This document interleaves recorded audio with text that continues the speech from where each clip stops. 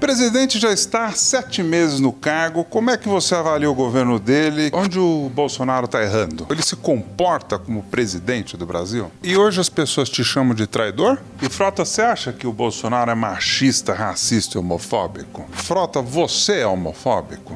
O que ocorreu entre você e seu filho Maia durante as eleições? E você tem vontade de voltar a falar com ele e de repente acertar os ponteiros sobre esse assunto?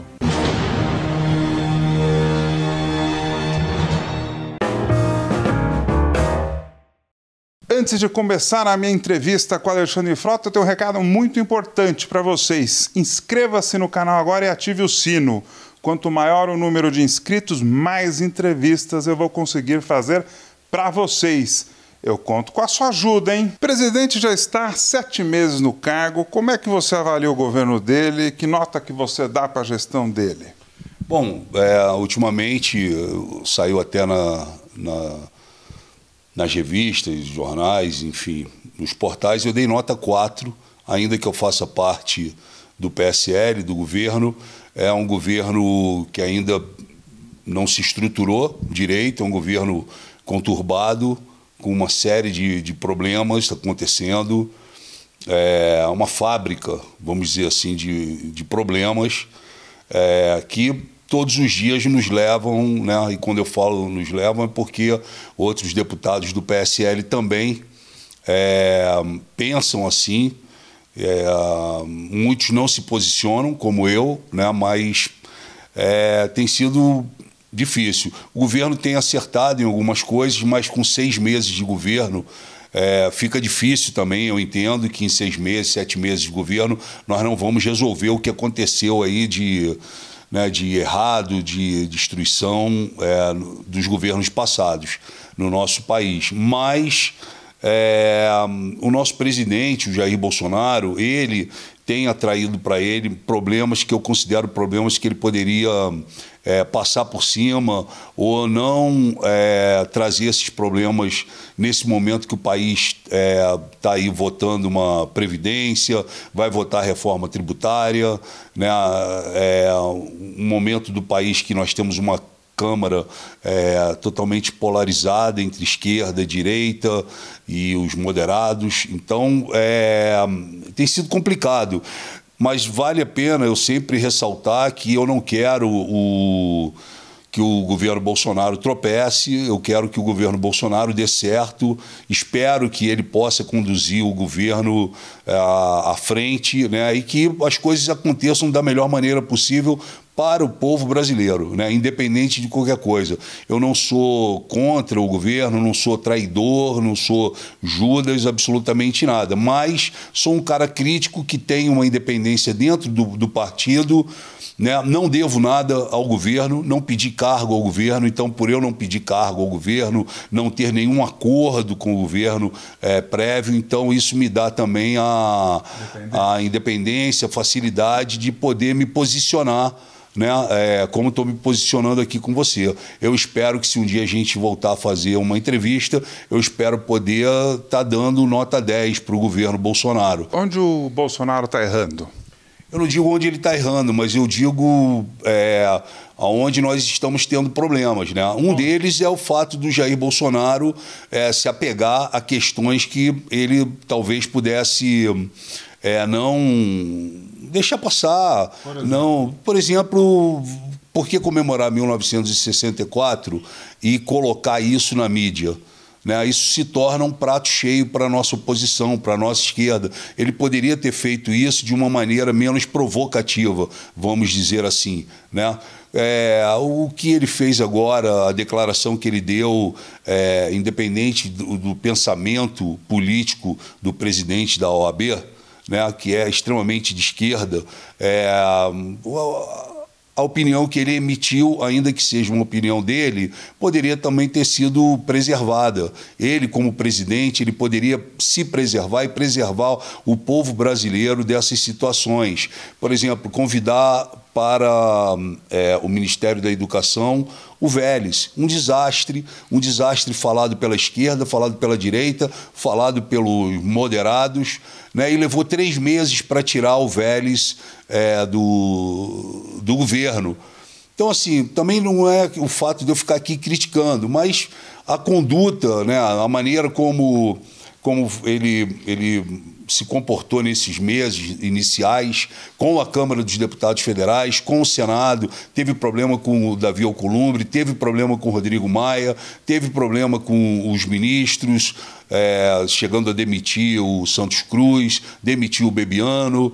Né? Tá, você acha que ele está preparado para ser presidente do Brasil? Ele se comporta como presidente do Brasil? Não, ele não se comporta como presidente do Brasil, mas ele deveria se comportar, ou pelo menos tentar se comportar como presidente do país, né? Eu acho que o Jair, ele quis muito, e ninguém defendeu mais o Jair do que eu. Eu fui um defensor dele, né, raiz, ali na veia, trabalhei muito pela eleição dele, né, busquei os votos para ele também, entendo que ele também me ajudou muito, ele também, né, tem uma responsabilidade muito grande na minha chegada à Câmara dos Deputados Federais, como falam, né, a milícia virtual dele, o Frota surfou na onda Bolsonaro. Surfei na onda Bolsonaro. Ia surfar em qual onda? Na do Haddad? Não, tinha que surfar na onda Bolsonaro, que era o meu candidato, mas da mesma maneira que ele me ajudou a me eleger, eu também ajudei o Bolsonaro a se eleger. Eu andei 35 mil quilômetros de carro, gastei só 10 mil reais, fiz 90 cidades, né, e dessas 90 cidades que eu fiz, em todas eu busquei voto para ele, falei o nome dele, gritei o nome dele, lutei por ele também. Né? E hoje as pessoas te chamam de traidor? A milícia dele, né? Ele tem o Jair, ele tem um séquito de pessoas que são conhecidos como os Olavos de Carvalho, os mais radicais, de extrema direita, que hoje... Bolsonaristas? Eu não chamo mais de bolsonaristas porque eu acho uma frase... Como é que é agora? Bolsonaristas ainda são light. Eles são bolsonarianos. Entendeu? São os mais radicais que atacam vice-presidente, deputados federais, aliados, amigos, né? Atacam os generais, confrontam o exército. E se você discorda de algo, né, você passa a ser apedrejado. É um apedrejamento quase que medieval, virtual. Né? Então a gente precisa estar preparado para isso. Muitas vezes isso também remete ao que o PT, ao que os MAVs do PT, o movimento de ataque virtual que o PT tinha, né? Parece que agora voltou com carga total, porque existe uma movimentação nas redes sociais, principalmente no Twitter, né, muito grande, de pessoas que, né, tentam te humilhar, te desqualificar. Então a gente está sempre ouvindo aquelas coisas tipo, você só vai ter 4 anos de mandato, aproveite bem. Eu já posso te falar, Bonfá, que não tem ninguém que está aproveitando mais os 4 anos de mandato do que eu. Eu estou muito feliz, muito seguro do que eu estou fazendo, me dedicando, estudando, né? Ontem, para você ter uma ideia, eu tive um curso de 4 horas aqui sobre a reforma tributária, sobre as estratégias que nós vamos montar, assim como tive na Previdência também.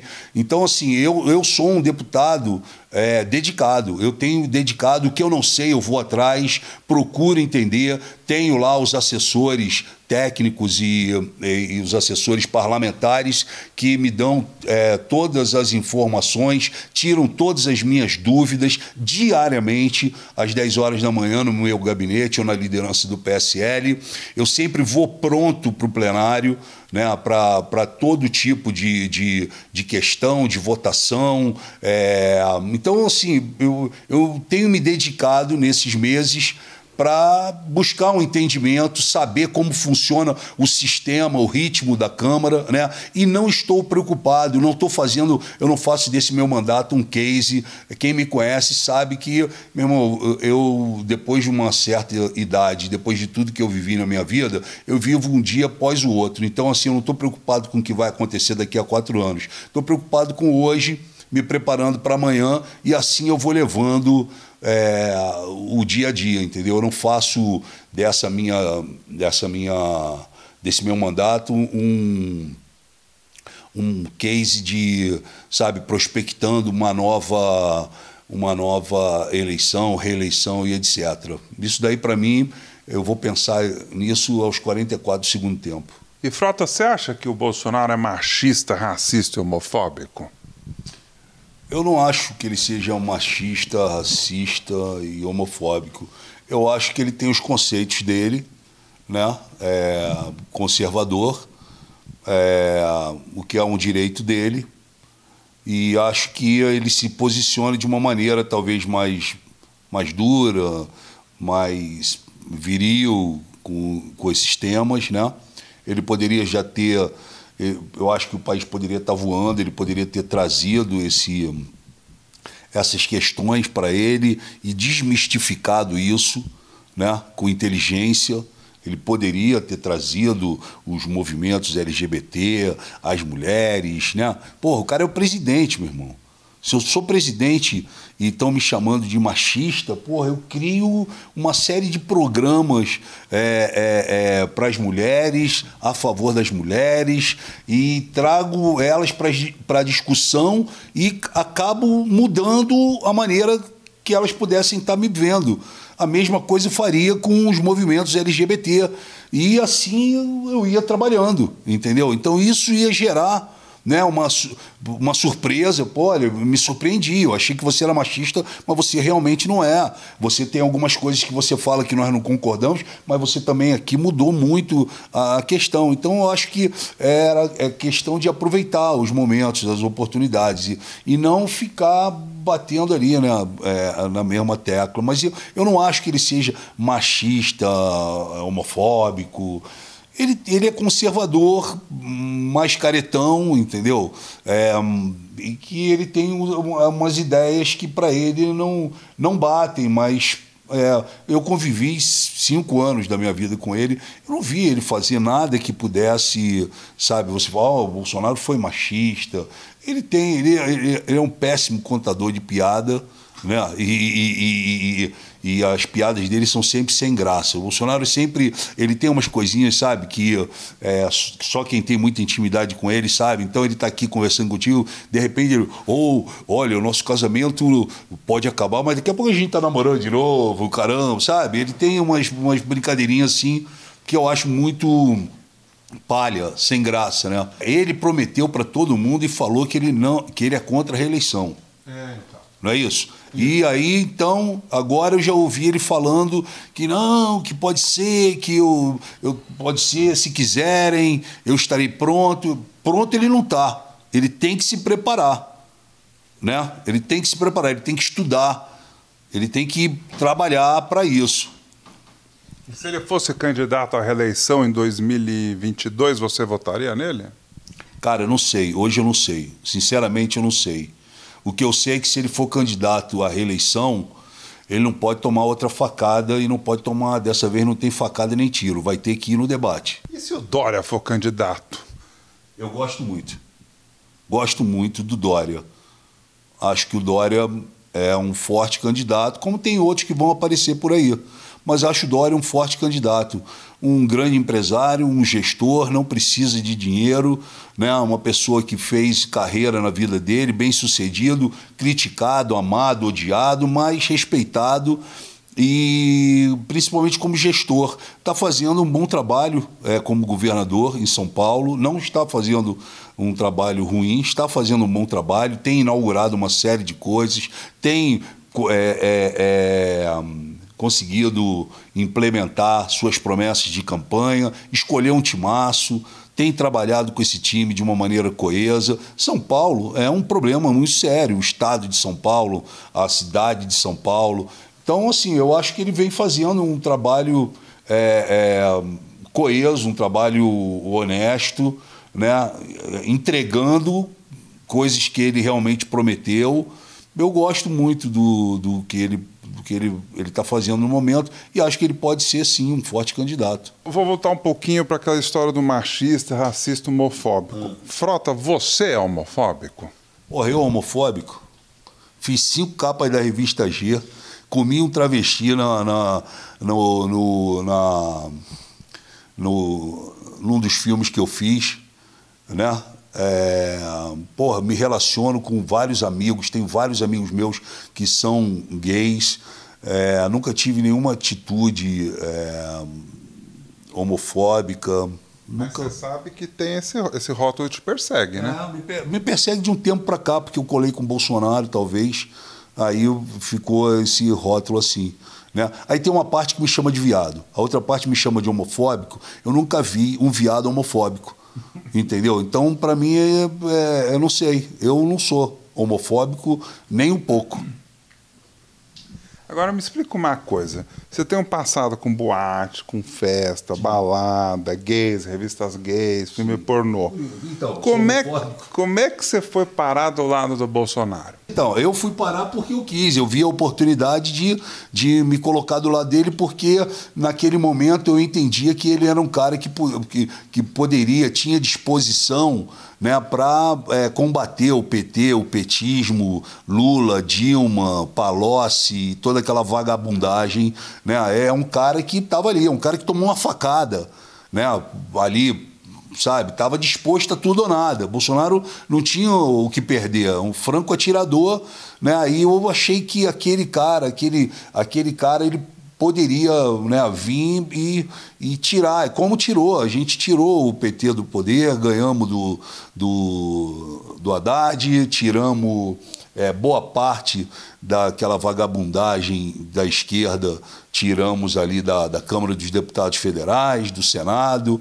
Né? É um cara que estava disposto. Então, assim, eu me coloquei do lado dele, mas acho que 2 anos depois eu comecei a sentir que ele, muitas vezes, ficava incomodado, não por ele, mas pelo que as pessoas falavam em volta, né? Justamente por isso. Né? O Bolsonaro, ele, por exemplo, ele é contra, né? Ele declarou aí que ele é contra o filme da Bruna Surfistinha. Né? Ele não é contra o Eduardo Surfistinha, mas é contra a Bruna Surfistinha, né? Mas ele acha que é legal ver Milagres da Fé, entendeu? E nem por isso ninguém foi lá para criticá-lo. Pô, Bruna Surfistinha fez um sucesso enorme, né? Gerou uma série de empregos diretos e indiretos, contou a história de uma menina de difícil vida fácil, vamos falar assim, né? Então, são coisas diferentes. Eu sei lá, a gente vai vivendo, vai aprendendo, vai se moldando com as coisas, né? O que ocorreu entre você e seu filho Maia durante as eleições? Ele deu uma declaração dizendo que ele não aceitava que eu tivesse ganho as eleições, como que poderia um ex-drogado e um ex-ator pornô ter ganho as eleições. Foi essa declaração que ele deu. E qual foi a sua reação? Não, a minha reação é que eu expliquei para ele que muitas vezes ele comeu, se vestiu e viveu com o dinheiro do pornô. E qual foi a continuidade disso? Vocês se falam hoje? Não, a gente não se fala hoje. Ele mora na Bélgica com a mãe. Eu tinha, no ano passado, tinha conseguido a exoneração e tinha cumprido aí todas as etapas de pensão, etc. Agora, esse ano, eles recorreram de novo. Ele tem 19 anos, vai fazer 20 anos, trabalha lá na Bélgica. E aí, talvez, eu vou fazer o que a justiça determinar. Se a justiça determinar que eu volte a pagar pensão para ele, eu vou voltar a pagar pensão para ele e está tudo certo. Por que você acha que ele tomou essa atitude depois que você foi eleito? Por que ele não fez isso antes? Não sei. Não sei. Alguém que possa ter influenciado ele, de repente, ter falado para dar uma desestabilizada, alguma coisa assim. Você chegou a ter algum contato com ele nesses 18, 19 anos? Sim, claro, várias vezes, muitas vezes. Passou muitos fins de ano comigo, foi para minha casa, foi para a casa da minha mãe, foi para a casa da minha irmã. Não, teve uma convivência. Eu tive momentos que eu estava desempregado, aí não conseguia pagar a pensão total, às vezes pagava metade, depois pagava outra metade, aí depois justiça. Foi meio conturbado. Quando tinha dinheiro, quando estava na Globo, recebia. Quando estava na Record, recebia. Quando estava no SBT, recebia. Estava desempregado, não recebia. Aí tinha que se virar para receber. Até fiz filme pornô. E você tem vontade de voltar a falar com ele e, de repente, acertar os ponteiros sobre esse assunto? Cara, para mim é tranquilo, eu não tenho esse problema. Se o dia que ele quiser falar comigo, eu acho que ele possa ter se precipitado nessa declaração, ou foi induzido a falar, né? Mas já virei a página, está perdoado, porque eu também já falei um monte de coisa no passado, então para mim é bem resolvido isso. Eu não tenho problema, não guardo mágoa, meu filho falou isso. Eu passei por cima, falei a realidade para ele, e acabou, e vamos embora. Ele sempre soube, desde que quando ele se entendeu por gente, ele nasceu em 2000. Em 2004 eu fiz o primeiro filme, né? É engraçado que assim, ele, né, nunca conversou sobre isso comigo, né? E agora veio e deu essa declaração. Você está gostando da minha entrevista com Alexandre Frota? Não acabou! Por que você foi parar no cinema pornô? Você estava precisando? O que aconteceu? Se você pudesse voltar no tempo, aí você gostaria de ter evitado essa fase aí? Você se arrepende dela? Com quantas mulheres você já transou na vida? O que pode e o que não pode fazer entre quatro paredes? Você já realizou alguma fantasia sexual em algum local proibido? Você já traiu? Você tem fama de garanhão, de pegador. Você já broxou alguma vez?